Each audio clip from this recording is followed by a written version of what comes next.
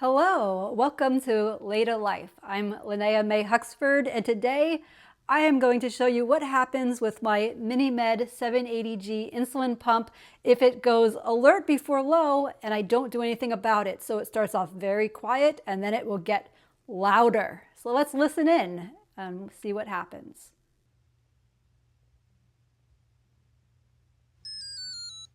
Did you hear that? Let's see what it says.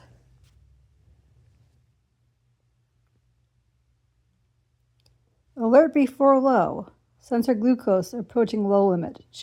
Check BG, which means check blood glucose. This is using the CGM sensor, the continuous glucose sensor, continuous glucose monitor.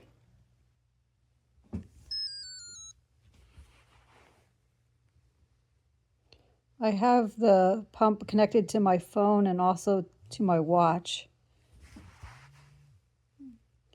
You can see that it says 73 and going down.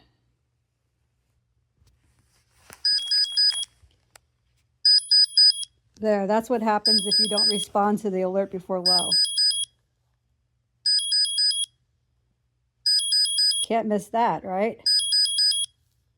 That took about 8 minutes before that happened, before it went on this other sound.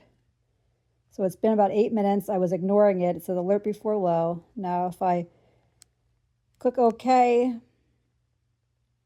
the sound goes away. It will beep again when I actually reach low, which is a 70 milligrams per deciliter.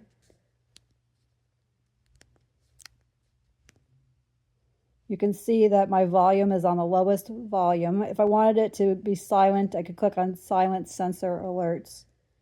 My sound is on. Alert. There, now it's alerting again. Alert on low because it's 69. Okay, if I didn't respond, it would make that same louder noise. So I wanted to show you the noise it makes if you don't respond. Now, I do have Welch's fruit snacks in my pocket, as I always do, and these will raise my blood sugar very quickly if I need it. And I did just eat a bunch of food, so I am going to check my blood sugar with a blood glucose meter to see if I actually do need to respond. I think my blood sugar is going to go back up from the dessert I ate. Okay, so that was last night. I ate a meal that had pierogies, a sausage, and then I had double dessert. I had apples, baked apples with cinnamon and allspice and brown sugar. It was quite a treat. And then I also had some dark chocolate with peanuts. It was a wonderful dinner, and I bolused for that dinner. And then I got the alert before low, so I quickly went to my recording studio and tried to record the sound because I didn't feel like I was really in any danger of actually going low because I had eaten a whole bunch of food. It was just took a little bit of time for my digestion to digest that food. And here's the graph of what happened after that event. What happened is my blood sugar went up. I did not treat that low. I did not feel any symptoms of being low. It just took a little bit of time and my blood sugar shot right up. And then if you see the blue lines at the top of the screen there, it started doing auto corrections. The insulin pump did auto corrections, and I actually did a second bolus to account for the delayed digestion of the food because I had eaten sausage and things with fat in it that delayed the digestion of all those carbohydrates. So this is something that can happen if you have meals that are high in fat and carbohydrates.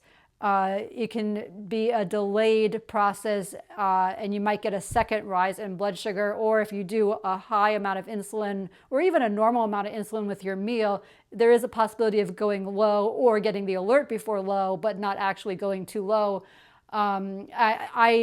If I know this is going to happen, I may be a little more conservative with the amount of insulin that I give myself at mealtime, and then remember to do a second bolus later on when my food is being digested. So there's a lot of different tricky things that you have to consider when dosing insulin. It is a challenge. Insulin pump with all of its automation and its alerts and alarms does make it much easier.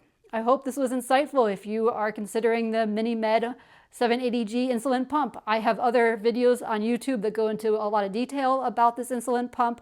I have LADA diabetes, and the insulin pump really allows for fine-tuning the insulin dosage. It's made a big difference in my life. Though I was hesitant at first to get an insulin pump, it has turned out to be a very good thing for me. So it is something to consider if you need insulin to treat your diabetes. And LADA diabetes is an entire journey. I wrote a whole book about it, Success with LADA Diabetes. I'll place a link in the description. And also you can read about my journey on my website, insulinpumplife.com. Please subscribe, like, and comment. It really helps. If you have any feedback, any stories to share, any thoughts at all, please comment. Thank you.